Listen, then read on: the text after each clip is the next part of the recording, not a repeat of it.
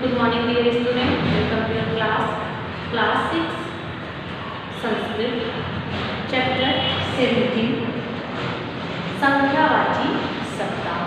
तमाम सारे संख्याओं के बारे में हम पढ़ेंगे। हम पहले भी आपको बता दिए थे कि कुछ पेज नंबर 100 इसमें आपको संख्यावाची शब्दों के बारे में बताया गया है। संख्यावाची शब्द है जैसे हिंदी भाषा के समान संस्कृत भाषा में भी संख्याओं का प्रयोग होता है। सभी संख्यावाचक शब्दों का प्रयोग विशेषण के रूप में होता है। संस्कृत में 1 से 4 चतुर तक संख्याओं के रूप तीनों लिंगों में भिन्न भिन्न होते हैं। जैसे 5 पंच से 10 संख्या तक के रूप के तीनों लिंगों में एक जैसे होते हैं। 1 से 50 तक संख्याओं के लिए सब इस प्रकार है। इसको आप पूरा रीड करेंगे। मूल शब्द एक तरफ देखिए, मूल शब्द दिया हुआ है। मूल शब्द आपका संस्कृत में है। मूल शब्द है। मूल शब्द में क्या लिखना है अभी हम आपको बताएंगे। और यहाँ ये आपका अंक आप हिंदी या इंग्लिश में पढ़ सकते हैं। अंक आपका मूल शब्द संस्कृत में लिखना है, यानी कि इधर जो है वो किस में लिखना है, संस्कृत में।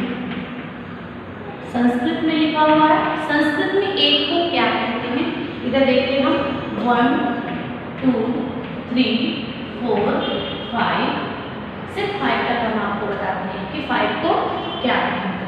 एक को संस्कृत में क्या कहेंगे, एक कर सकते हैं, एक भी कह सकते हैं, एक भी कर सकते हैं। दूसरा नंबर है 2, तो 2 में आधा वो का मात्रा हुआ लगाएंगे तो ये क्या हो जाएगा, द्वि। द्वि मीन्स 2।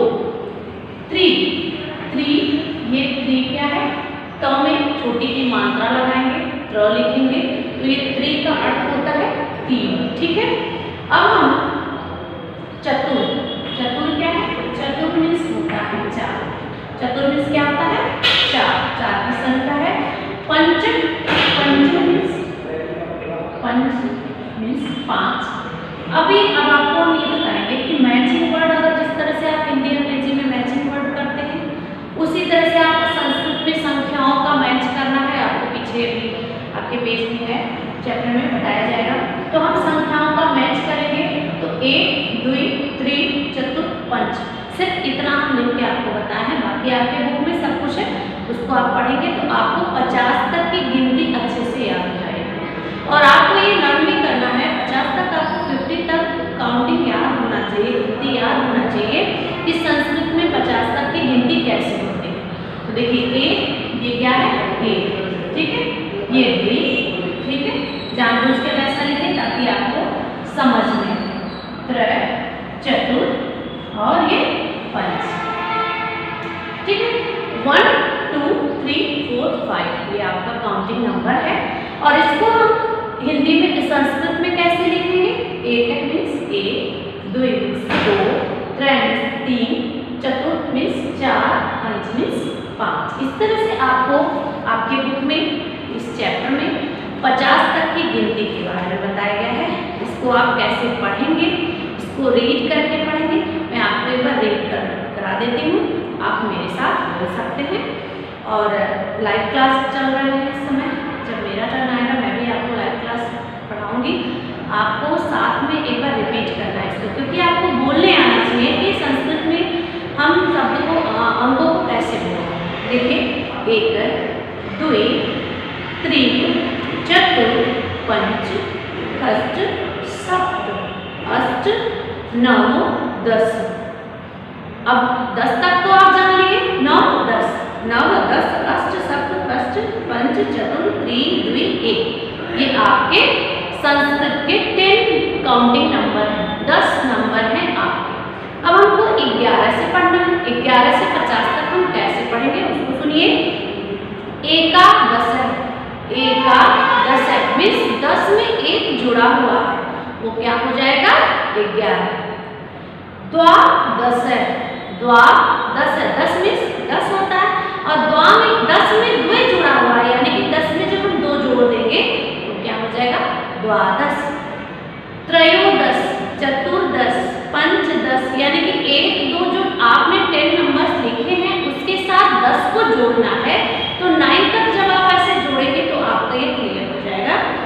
कि अब हम 19 तक पढ़ेंगे इसको। पंचदश, षोडश, षोडश, सप्तदश, अष्टादश, नवदश। नवदश मीन्स 19 होता है, यानी कि 9 और 10 को जोड़ दिया जाए तो वो क्या हो जाएगा, 19 हो जाएगा। लेकिन इसको एक तरह से और बोला जाता है एकोनविंशति, यानी कि 20 में विंशति मीन्स होता है 20। अभी आपको हम आगे रीड कराएंगे। विंशति मीन्स क्या होता है 20। 20 में एक कम है, यानी कि 20 में एक कम है। देखिए एकोन मीन्स एक जिसमें नहीं है, न मीन्स क्या होता है नहीं। एकोनविंशति, विंशति, विंशति, ठीक है। एकोनविंशति, एकोनविंशति मतलब जिसमें एक मीन्स क्या होता है एक अक्षर, न मीन्स नहीं है। किसमें 20 में, 20 में एक नहीं है तो क्या हो जाएगा 19 ही तो होगा ना, 19। आपको इसको 19 लिख देना, ठीक है। इस तरह से आप पढ़ेंगे एकोनविंशति। इस तरह से आपको और भी 29 के बारे में पढ़ना है, 39 के बारे में पढ़ना, 49 के बारे में, इस तरह से आप पढ़ेंगे। अब देखिए अब विंशति पढ़ेंगे। देखिए आ गया ठीक से। विंशति, विंशति मीन्स 20। एक विंशति मीन्स 21। द्वाविशन यानी कि 22। त्रयोदशिशन यानी कि 23। इस तरह से आप पढ़ेंगे। अब फिर आ जाता है एकोनत्रिशंति, यानी कि 30 में, त्रिशंति मीन्स होता है 30, यानी कि 30 में एक कम है, एक माइनस है, तो उसको क्या लिखेंगे एकोनत्रिशंति। इसी तरह से विंशति की जगह पे त्रिशंति लिखेंगे और इसी तरह से चतुर्दश भी लिखेंगे। तो अब इसमें क्या हम पढ़ेंगे एकोनत्रिशंति, यानी कि 30 में एक कम है, वो क्या हो जाएगा 29 हो जाएगा। और इसको एकोनत्रिशंति और नवविंशति, यानी कि विंशति मीन्स होता है 20 और उसमें 9 और जोड़ देते हैं तो क्या हो जाता है 29। इस तरह से आप पूरे 50 तक आप इसको रीड कर लेंगे। रीड करेंगे तो आपको आ जाएगा। केवल 10 तक अगर आपको अच्छे से लर्न हो जाएगा तो आप सारे जो आपके 0 से 10 तक आपको जो पढ़ना रहता है, 0 to 9 आपको जो पढ़ना रहता है काउंटिंग नंबर, अगर आप इस तरह से अच्छे से रीड कर लेंगे तो आप 50 तक अच्छे से रीड कर सकते हैं। आपके बुक में सब कुछ दिया हुआ है, आपको सिर्फ अच्छे से पढ़ना है। 50 तक आपको पूरा लर्न होना चाहिए, क्योंकि एग्जाम में इसमें से पूछा जाएगा। अब हम अभ्यास कार्य को देखते हैं। अभ्यास कार्य में हमको क्या करना है, निम्नलिखित संख्या का नाम संस्कृते लिखन, मीन्स निम्नलिखित संख्याओं को संस्कृत में लिखिए। तो लिखा है आपको काउंटिंग नंबर है सिर्फ 8, 12, 16, 20, 25, 31, 36, 9, 39, 48। तो आपको इसको शब्द में लिखना है। कौन से शब्द में, संस्कृत के शब्दों में लिखना है। जैसे अब देखिए आपको अभी हम दिखा देते हैं। पहला आप एक्सरसाइज अभी फिल कर लीजिए, एक्सरसाइज से ही आपका एग्जाम में आएगा। आपको एक्सरसाइज पूरा अटैचमेंट में सेंड किया जाएगा, लेकिन आप इसको अच्छे से एक बार देख लीजिए। हम एक एग्जाम्पल आपको बताते हैं। पहला एग्जाम्पल है इसका, पहले क्वेश्चन का। तो हमको लिखना है निम्नलिखित संख्याओं को संस्कृत में लिखना है। तो 18 है, तो 18 यहाँ पे बना हुआ है, तो हमको क्या लिखना है अष्टादश। अष्ट मीन्स क्या होता है आप जानते हैं, अष्ट मीन्स होता है 8। अष्टादश, 10 मीन्स 10, 8 और 10 क्या हो जाएगा 18 हो जाएगा ना। अष्टादश मीन्स 18। फिर आपको दूसरा मैं एक और एग्जाम्पल देती हूँ। 12, आपको क्या लिखा हुआ है 12। तो 12 को कैसे लिखेंगे, द्वि मीन्स 2, 10 मीन्स 10, 10 में 2 जुड़ा है तो क्या हो जाएगा द्वादश। तो हमको यही तो लिखना है द्वादश, द्वादश, ठीक है। इस तरह से आपको अटैचमेंट में सेंड करेंगे हम, ताकि आप अच्छे से अपनी कॉपी पे बुक पे फिल कर सकें। और कुछ बच्चों का ये मैसेज आता है कि मैम कॉपी में कैसे लिखना है, तो हम सब कुछ बताते हैं कि हर पेज से, हर चैप्टर से आपको, हर लेसन से आपको 10 या 2 स्टैंजा आपको अनुवाद लिखना है। कंटिन्यू है हर चैप्टर से, जहाँ से भी आप हर टर्म का पढ़ रहे हो उसमें आप देख लीजिए कि हर चैप्टर से या 2 स्टैंजा आपको पूरा अनुवाद सहित लिखना है। उसके बाद मैं वीडियो में बताती हूँ कि आपको क्वेश्चन का एक्सरसाइज जो है 1 या 2 जो भी एक्सरसाइज मैंने बताया है आपको, जो मुझे लगा कि आपको इसको लिखना चाहिए कॉपी पे, उसको मैंने बताया है। आप नहीं लिखते तो आपकी गलती है। आप उसको सुनेंगे, पूरी वीडियो देखेंगे तभी तो समझ में आएगा कि हमको कहाँ से लिखना है। थोड़ा सा वीडियो देखेंगे तो कुछ समझ में नहीं आएगा। पूरा वीडियो अंत तक देखिए, उसके बाद आपको एक्सरसाइज पार्ट से जरूर बताया जाता है, क्योंकि संस्कृत और ग्रामर ये सारे एक्सरसाइज पार्ट से इम्पोर्टेंट होते हैं। ये सब आपको अपने बुक और कॉपी दोनों पे फिल करना है। फिर इन द ब्लैंक्स जो होता है वो हम आपको पहले ही बता देते हैं, सिर्फ बुक पे करना है। बाकी जो चीज़ है, अब जैसे वाक्य परिवर्तन है, वचन में परिवर्तन है, ये सारी चीज़ आपको लिखना है, फिर से लिखना है। तो वो कहाँ लिखेंगे? अपनी कॉपी पे ही लिखेंगे ना। तो ये सारा एक्सरसाइज फिर से आप देखिए और आपको खुद समझ में आ जाएगा। अच्छे से अगर आप देखेंगे तो आपको समझ में आ जाएगा कि हमको कौन सा बुक पे लिखना है और कौन सी कॉपी पे लिखना है। तो चलिए पढ़ते हैं इसका एक्सरसाइज दूसरा।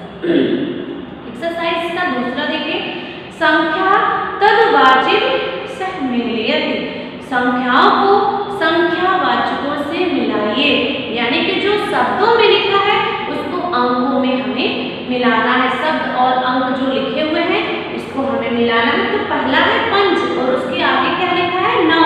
तो पंच के आगे हमको क्या इसमें मिलान करना है। तो पंच जहाँ लिखा होगा हम उसको पंच यहाँ लिखा है तो हमको क्या करना है? मिला देना है। ठीक है, इस तरह से मैच करना है।